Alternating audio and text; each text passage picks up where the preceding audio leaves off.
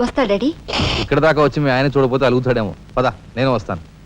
ఇదిగో car reverse చేసుకో. అలాగే సార్.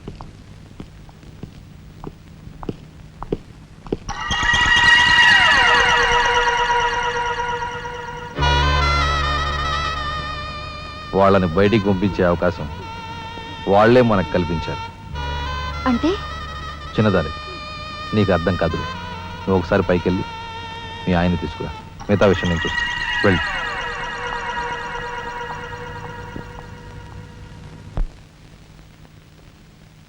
రాయ్ ఇట్రా.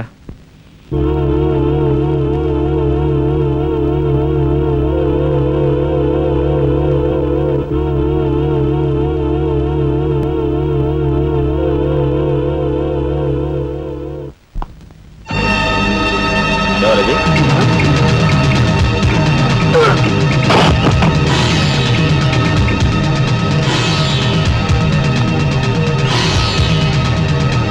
చూసారా మీ వదిన గారి రాసలీలలు? ఎవరు అదే? అయ్యా నువ్వా? సార్,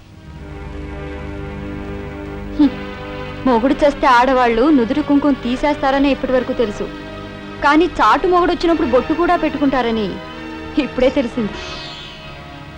ఇన్నాళ్ళు నిన్ను వదినగా కాదు, తల్లి కన్నా ఎక్కువగా చూసుకున్నాను. కన్న తల్లి చేయకూడని పని చేస్తే ఏ కొడుకు క్షమించడు.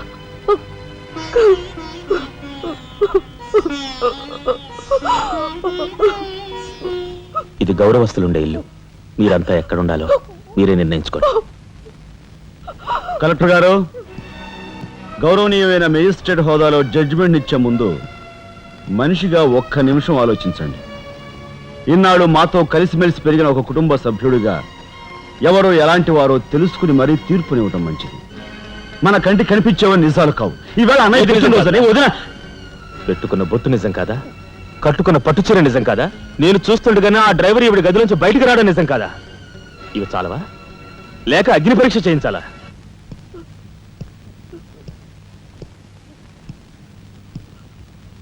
ఆనాడు రామాయణంలో ఇదే పరిస్థితిలో ఉన్న సీతను రాముడు అనుమానించాడేమో కానీ లక్ష్మణుడు అనుమానించలేదురా.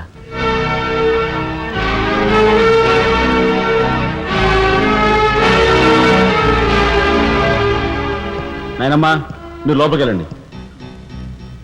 చిచి, ఏమిటి చీచి? మీ అన్నయ్య ఇంట్లోంచి బయటికి పొమ్మన్నా ఇంకా ఉండేందుకు సిగ్గులేదు? సిగ్గా? ఆ సిగ్గు అనేది నీకు మీ నాన్నకు ఉంటే మమ్మల్ని ఇంట్లోంచి బయటికి పంపేందుకు ఇంత నీచమైన నాటకం ఆడుండేవారు కాదు. పెద్ద వదిని ఎలా రక్షించుకోవాలా అని తాపత్రయపడుతున్నావా? కాదు, చిన్న వదిన పరువు ఎలా నిలబెట్టాలని ఆలోచిస్తున్నాను. ఏంటి నువ్వు అనేది? పారిపోతున్న డ్రైవర్ వ్యధను తీసుకొచ్చి మా అన్నయ్య ముందు నిలబెడితే నీ సంసారం, ఆ తర్వాత నీ బతుకు ఏమైందో ఒక్కసారి ఆలోచించు. నువ్వు నీ బాబు ఎంతమంది కలిసినా మా కుటుంబాన్ని వేరు చేయలేరు. వెళ్ళి నా మాటగా నీ బాబుతో చెప్పు. ఏం కుసావ్? నేను చెప్పానని నీ బాబుతో, బతుకుంటే వాడి బాబుతో కూడా చెప్పు. ఎంత పొగరు! నీకే కాదు, మొత్తం నీ కుటుంబానికే పొగరు. అందుకే చేయకూడని పని ఏం చేశాడో ఏమో మీ పెద్దనేని నడి రోడ్డు మీద పొడిచి చంపారు. ఏమన్నా? మా పెద్దనేని నడి రోడ్డు మీద పొడిచి చంపారు. చాలా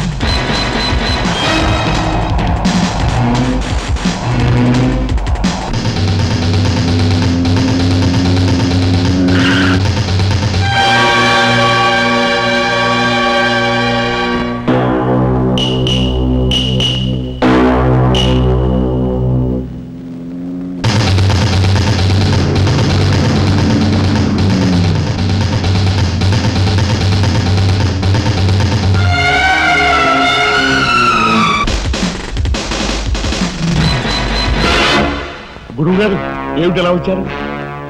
నాకు ఆ డ్రైవర్ నాగరాజు సెల్ తాళాలు కావాలి. ఒక్క తాళం ఏంటి? మీరు అడిగితే నా ప్రాణమే ఇస్తాను. అప్పరావు వెళ్ళి ఆ నాగరాజు సెల్తాళం పడ. మీరే రాఘవెవరు? నేనేనండి. నమస్కారం. చేతుల్లో ఫైల్స్ ఏమిటి? ఇవి మా సర్టిఫికెట్స్ అండి. మంత్రి గారు మా గోడు వినడంతో పాటు మాకు ఏదైనా ఉద్యోగం ఇప్పిస్తారేమోనని. నాకు అండర్స్టాండ్ వెరీ గుడ్ సార్. మీరంతా కూర్చోండి. నువ్వురా, నీకు టైం అయింది.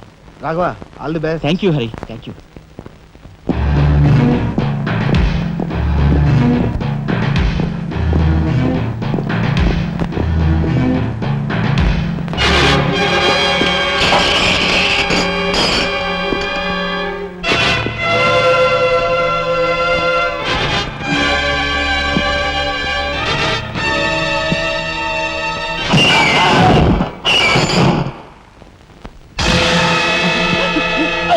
కనకాంబరం,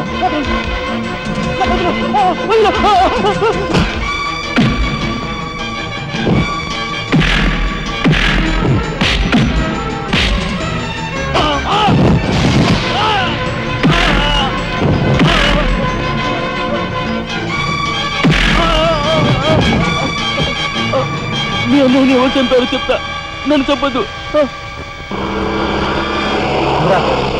సార్, మా వాళ్ళు ఇంకా రాలేదేంటండి?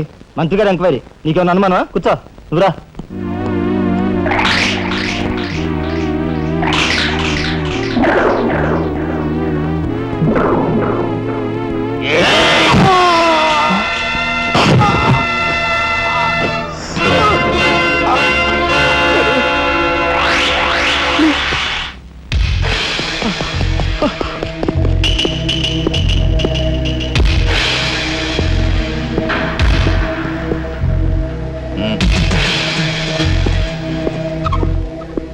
Sure, it will be success. Nonsense.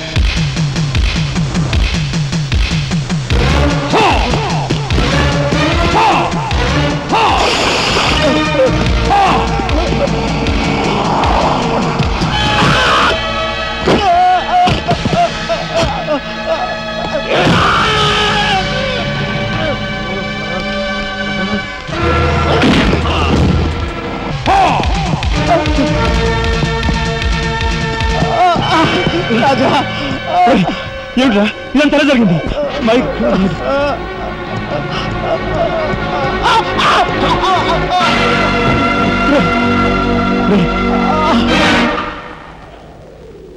Narayana, Narayana,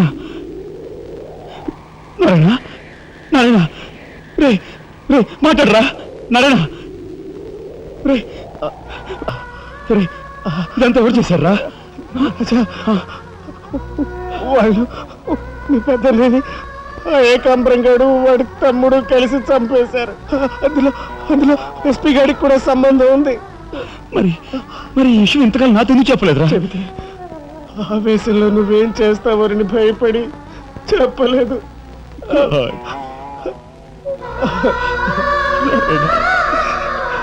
రాజా, జరిగిందంతా రాసి న్యాయం చేయమని హోమ్ మినిస్టర్కి పిటిషన్ పెట్టాం.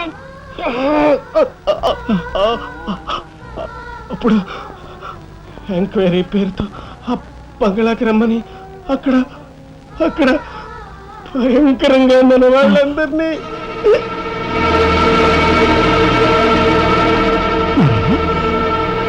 నారాయణ